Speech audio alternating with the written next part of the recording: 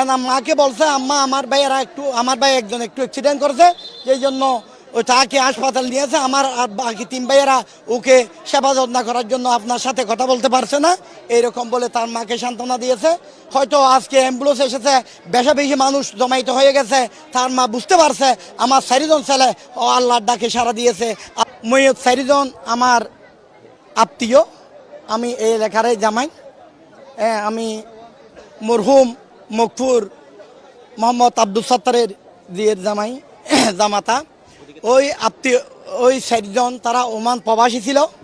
ওই 4জন ছেলে এত বেশি ভালো ছিল, তাদের চরিত্র, তাদের কথাবার্তা এত বেশি মাধুর্য ছিল যাহা বলার মতো নয়। তারা হঠাৎ করে গাড়ি গ্যাস বিস্ফোরণ করে এন্তেকাল বরণ করেছেন। আল্লাহ পাকের ডাকে সাড়া দিয়েছেন। এই গত বুধবার থেকে আজ পর্যন্ত এলাকা খুবই জনগণ আসা যাওয়া করতেছে, এবং তার মাও খুবই অসুস্থ, এবং তার মা হয়তো এখন জানতে পারে, কিন্তু এতদিন তার মাও তারা যে এন্তেকাল বরণ করেছে তারা জানে না। তার একজন ভাই এখানে আছে মোহাম্মদ এনাম মাকে বলছে আম্মা আমার ভাই একজন একটু অ্যাক্সিডেন্ট করেছে, সেই জন্য ওই তাকে হাসপাতাল নিয়েছে, আমার আর বাকি 3 ভাইয়েরা ওকে সেবা যত্ন করার জন্য আপনার সাথে কথা বলতে পারছে না, এইরকম বলে তার মাকে সান্ত্বনা দিয়েছে। হয়তো আজকে অ্যাম্বুলেন্স এসেছে, বেশি মানুষ জমাইতে হয়ে গেছে, তার মা বুঝতে পারছে আমার 4জন ছেলে ও আল্লাহর ডাকে সাড়া দিয়েছে, আল্লাহ পাকের দরবারে চলে গেছে, হয়তো তার মা এখানে বুঝতে পারছে। কিন্তু তার যে এখানে বিয়ে করার কথা ছিল মনে হয় 3 ভাই, কার বিয়ে করার? 2 ভাই মোহাম্মদ সিরাজ আর রাশেদ, তারা 2 ভাই বিবাহ করেছে। বাকি ছোট 2 ভাই এই ঈদের আগে বাজার সাদার করেছে, ওমানে বাজার সাদার করে বিবাহর বাজার সাদার করেছে। তারা বাড়িতে আসবে, তার ভাই এনামকে নিয়ে ঈদ করবে, পরিবারকে নিয়ে ঈদ করবে, সুন্দরভাবে জাঁকজমকে ঈদ করবে, এরপরে তারা বিবাহ করবে 2 ভাই, ছোট 2 ভাই। এই জন্য তারা বাজার সাদার করে সব কেনাকাটা শেষ করে বাসায় ছিল। বাসাতে হঠাৎ করে রাশেদের একটু অসুস্থ লাগছিল।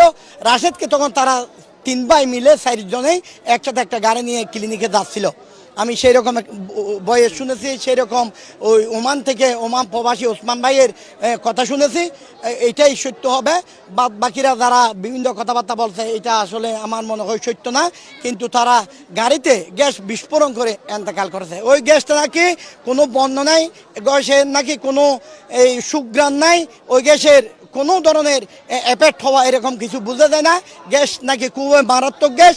ওই গ্যাস মানুষের শরীরে প্রবেশ করলে মানুষ প্রথমে মাথা ব্যথা করবে, এরপরে বমি ভাব করবে।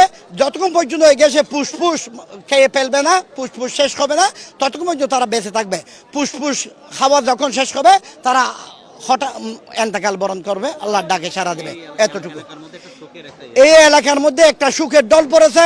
শুধু এলাকা নয়, সমগ্র রাঙ্গুনিয়া থেকে আমি দেখতেছি, রাঙ্গুনিয়ার আনাচে কানাচে প্রত্যেকটি জায়গা থেকে এখানে মানুষ এসে জমায়েত হয়েছে। আমার মনে হয় 10-20 হাজার মানুষ এখনোই স্কুলের মাঠে, বন্ধদার ভাড়ায়, মাদ্রাসার মাঠে, বন্ধদার ভাড়া মসজিদে মানুষ সমাগত হয়েছে। মানুষ এখানে বিলের মধ্যেও সমাগত হয়েছে, যে মানুষকে জায়গা দেওয়ার মতো কোনো পরিস্থিতিও নাই।